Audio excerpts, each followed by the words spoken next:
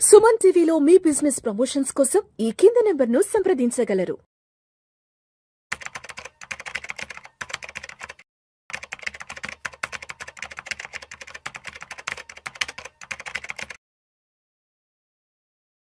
Hello everyone, I'm Madhavi Reddy. I'm your financial coach. So ఈరోజు ఈ particular video అంతా కూడా మనం హోమ్ లోన్ ఎంత తొందరగా పే చేసుకోవాలి అనే దాని గురించి మీకు కొన్ని ట్రిక్స్ అండ్ మెథడ్స్ అయితే చెప్తామండి. సో ఇక్కడ బయట సిచ్యువేషన్ చూస్తూ ఉంటే ఏమీ బాగాలేదండి. ఎందుకంటే ఒకవైపు లే ఆఫ్స్ జరుగుతున్నాయి, అలానే ఉన్న జాబ్స్లో కూడా పెద్దగా మనకి శాలరీ హైక్స్ ఏమీ కనిపించట్లేదు. అలా అలా దాంతో కంపేర్ చేసుకుంటే ఇన్‌ఫ్లేషన్ కూడా చాలా వరకు పెరుగుతుందండి. అంటే స్కూల్ ఫీజులు గానీ, లేకపోతే హాస్పిటల్ బిల్స్ గానీ, లేకపోతే ట్రావెలింగ్, మినిమమ్ థింగ్స్ కూడా చాలా చేసుకోలేకపోతున్నారు. సో, ఇవన్నీ కూడా అంటే చాలా బర్డెన్ అయిపోతున్నాయి. సో, ఇద్దరు జాబ్ చేస్తున్నా భయపడుతున్న రోజులంటే వచ్చేసాయి. సో, ఒక్క జాబ్ పోతే చాలా కంగారు పడిపోతున్నారండి. ఎందుకంటే మా దగ్గరికి కూడా చాలా క్లయింట్స్ వస్తూ ఉన్నారు. మేడం, నాకు జాబ్ అనేది లాస్ అయింది. ఒక 2, 3 మంత్స్ అయితే అవుతోంది. ఇంకా జాబ్‌కి నేను ట్రై చేయలేకపోతున్నాను. ఎందుకంటే ముందు మె మ అంటే మైండ్ కూడా అంత పర్ఫెక్ట్‌గా లేదండి. Because of all these loans. ఎందుకంటే ఇన్ని లోన్స్ పెట్టుకొని, ఇన్ని ఈఎంఐస్ ఇవన్నిటి గురించి ఆలోచించుకుంటూ వాళ్ళు పర్టిక్యులర్ డెసిషన్స్ అంటే ఆఫీస్ అంటే ఆ జాబ్ మీద గాని, జాబ్ సెర్చింగ్ మీద కూడా, ఎందుకంటే బయట కూడా అన్ని ఆపర్చునిటీస్ లేవండి. ఎక్కడ చూసినా లే ఆఫ్స్ అవుతున్నాయి కాబట్టి అంత ఈజీగా జాబ్స్ వచ్చే అవకాశం కూడా కనిపించటం లేదు. సో, ఇలాంటి టైంలో ఎవరైతే ఎగ్జిస్టింగ్ మీ హోమ్ లోన్స్ చాలా వరకు తీసేసుకున్నారో దాన్ని తగ్గించుకునే మార్గం కొంచెం చాలా ఆలోచిస్తే బెటర్ ఉంటుందండి. సో, ఇక్కడ నేను ఒక్క ఎగ్జాంపుల్ అయితే తీసుకున్నాను. 25 ఇయర్స్‌కి మీరు లోన్ గాని తీసుకుంటే అసలు 10 ఇయర్స్‌లోనే తగ్గించుకునే అవకాశం అయితే ఉందండి. సో, ఫస్ట్ ఈ లోన్ ఏంటంటే 50,00,000 లోన్ తీసుకుంటే రేట్ 8.5%, టెన్యూర్ ఏమో 25 ఇయర్స్. సో, దాదాపుగా ఈఎంఐ అనేది మీకు 40,000 వస్తుంది. సో, ఒక ఫస్ట్ ఇయర్ టోటల్ పేమెంట్లు గాని మనం చూసుకున్నట్లయితే ఎక్కువ ఇంట్రెస్ట్‌కే వెళ్ళిపోతుందండి. అంటే ప్రిన్సిపల్‌కి చాలా తక్కువవుతుంది. అంటే మీకు ఫస్ట్ 3, 4 ఇయర్స్ చూసుకుంటే దాదాపుగా 80% వరకు మనకి ఓన్లీ ఇంట్రెస్ట్‌కే మీరు కడుతున్నట్టుగా ఉంటుంది. ఫస్ట్ 10 ఇయర్స్ కూడా. ఆ తర్వాత వరకు గాని ప్రిన్సిపల్ మీకు ఎక్కువగా మీకు కట్ అవ్వదు. సో, దాన్ని బ్యాంక్స్‌కే చాలా అడ్వాంటేజ్ అండి. మనకైతే ఎలాంటి దీనివల్ల ఏంటంటే బ్యాంక్స్‌కే ఎక్కువ ఇంట్రెస్ట్‌లు కడుతూ ఉన్నాము. బట్ మనకి ఎలాంటి అడ్వాంటేజ్ రాదు.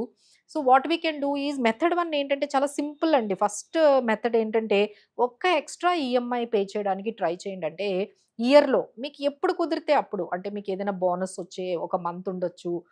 లేదు ఆ పర్టిక్యులర్ మంత్‌లో మీకు ఎక్స్‌పెండిచర్ తక్కువయ్యి ఉండొచ్చు. సో, ఇలాంటి టైంలో ఏదో ఒక మంత్‌ని మీరు సెలెక్ట్ చేసుకొని, ఆ మంత్‌లో ఎక్స్‌ట్రా ఈఎంఐ అనేది పే చేయడం చూడండి. దానివల్ల ఏమవుతుందంటే, ఒక్క ఈఎంఐ ఇయర్‌కి ఒక్క ఈఎంఐ గాని మీరు ఎక్స్‌ట్రా పే చేసినట్లయితే, మీ లోన్ కాస్త టెన్యూర్ 25 ఇయర్స్ నుంచి 20 ఇయర్స్‌కొచ్చేస్తుందండి. ఒక్క ఈఎంఐ అయితే పే చేయడానికైతే ట్రై చేయండి. ఇయర్‌కి ఒక్కటైనా ఎక్స్‌ట్రా పే చేయండి. అది మీకు వీలవ్విన వాళ్ళు అలా చేయొచ్చు. ఇంకొకటి మెథడ్ 2 ఏంటంటే, ఎవ్రీ ఇయరు మీరేంటంటే ఈఎంఐని పెంచుకోవాలండి. అంటే మేము దాదాపుగా చూస్తూ ఉన్నామండి. ఈఎంఐ తగ్గించుకోవడానికి టెన్యూర్‌ని పెంచేసుకుంటున్నారు. అంటే ఇప్పుడు 20 ఇయర్స్‌కి తీసుకుంటే మంచిది. 15 ఇయర్స్‌కి తీసుకుంటే ఇంకా మంచిది. కానీ ఈఎంఐ ఎక్కువైపోతుందని కొంతమంది 30 ఇయర్స్‌కి కూడా తీసేసుకుంటున్నారండి. Which is very, very wrong. Maximum 15-20 ఈ మధ్యలోనే మీరు ఎక్కువగా టెన్యూర్‌ని పెట్టుకుంటే మంచిదండి. ఎందుకంటే దాదాపుగా మీరు 35 ఇయర్స్ ఉంటారు. 20 ఇయర్స్ అంటే 25 ఇయర్స్ అంటే 60 ఇయర్స్‌కి వెళ్ళిపోతుంది. సో, అంతవరకు ఈ రోజుల్లో జాబ్స్ ఎవరికుంటున్నాయండి. So, jobs might nowadays ఏమవుతున్నాయి, 50 ఇయర్స్‌కే కొంచెం ఔట్‌డేటెడ్ అయిపోతున్నాయని జాబ్స్ కూడా కొంచెం పాసిబిలిటీస్ అనేవి తగ్గిపోతూ ఉన్నాయి. సో, డోంట్ టేక్ అంతవరకు మీరు హ్యూజ్ మనకి టెన్యూర్ అనేది మంచిది కాదు. సో, ఎవరైతే ఆల్రెడీ అలా తీసేసుకుని ఉన్నారో వాళ్ళకొక మెథడ్ అండి. ఏంటంటే, మీరు ఎవ్రీ ఇయర్ ఈఎంఐ ఒక 7% నుంచి 10%, అంటే మీది 40,000, 50,000 ఈఎంఐ అనుకోండి. దాదాపుగా ఒక 4,000 నుంచి 5,000 వరకు కొంచెం ఈఎంఐ మీరు ఎవ్రీ ఇయర్, అంటే ఇయర్ ఆన్ ఇయర్ ఒక్కొక్క ఇయర్ 10% మీరు ఈఎంఐ అంటే పెంచుకుంటూ వెళ్ళిపోతే, అంటే ఫస్ట్ ఇయర్ 40,000 ఉందంటే నెక్స్ట్ ఇయర్ మీరు 44,000 అలా మీరు పెంచుకుంటూ వెళ్తే you can reduce it to almost ఈ 25 ఇయర్స్ ఉన్నది కాస్త 12 ఇయర్స్‌కి వచ్చేస్తుందండి. సో ఎక్కడ 25 ఇయర్స్, ఎక్కడ 12 ఇయర్స్ అంటే జస్ట్ ఓన్లీ వన్ థింగ్, ఒక్క డిసిప్లిన్ ఆలోచన అండి. ఒక డిసిప్లిన్ ఎగ్జిక్యూషన్ గాని మీరు చేసినట్లయితే ఈఎంఐని ఎవ్రీ ఇయర్ 10% చొప్పున మీరు ఎక్కువ చేస్తూ వెళ్ళిపోతూ ఉంటే మీకు 12 ఇయర్స్‌లో అయిపోతుంది. అసలు ఫస్ట్ మెథడ్, సెకండ్ మెథడ్ అంటే ఒక ఈఎంఐ ఎక్స్‌ట్రా కట్టడము, లేదు అలాంగ్ విత్ దట్ ఎక్స్‌ట్రా కట్టడంతో పాటు ఎవ్రీ ఇయర్ ఈఎంఐ కూడా పెంచుతూ ఉంటే మీకసలు 10 ఇయర్స్‌కే మీరు హోమ్ లోన్ అంతా కట్టేస్తారండి. సో ఎవరైతే హ్యూజ్ హోమ్ లోన్స్ తీసుకొని ఈ పర్టిక్యులర్ లే ఆఫ్స్‌లోని భయపడుతూ ఉన్నారో వాళ్ళందరూ అంటే బిజినెస్‌లు కూడా ఇప్పుడు చాలా డల్‌గా కనిపిస్తున్నాయి. సో ఎవరెవరైతే ఈ హోమ్ లోన్స్ బర్డెన్ నుంచి తొందరగా బయటకొచ్చేద్దాము అనుకున్నారంటే దే కెన్ టేక్ అప్ ఫస్ట్‌లోనే మీరసలు తక్కువ టెన్యూర్‌కి తీసుకోవడం అలవాటు చేసుకోండి. 15 ఇయర్స్ టు 18 ఇయర్స్ అది మంచిది. లేదు ఆల్రెడీ మేము 25, 30 ఇయర్స్‌కి కూడా తీసేసుకున్నాము అంటే then they have to start immediately ఈ మెథడ్స్‌నైతే మీరు ఇమ్మీడియేట్‌గా అప్లై చేయండి. So that you can feel some stress అనేది తగ్గుతూ ఉంటుంది. సో చాలామంది ఈ మధ్య మా క్లయింట్స్ అందరూ కూడా డెట్ మేనేజ్‌మెంట్‌కే వస్తున్నారండి. మేడం ఇన్ని డెట్స్ అవుతూ ఉన్నాయి. మాకసలు ఎలా దాన్ని పే చేయాలో ఏమీ అర్థం కావట్లేదు అనేది స్ట్రెస్‌లో వస్తున్నారండి. బట్ ఏదైనా అంతా అయిపోయిన తర్వాత మీరు ఆలోచించి చాలా లేట్ వరకు మీరు డెసిషన్స్ అనేవి మీరు లేట్‌గా చేశారు అంటే చాలా వరకు డ్యామేజ్ ఎక్కువైపోతుంది. అలా లేకుండా ఇమ్మీడియేట్‌గా మీకు ప్రాబ్లమ్ అనేది అనిపిచ్చింది.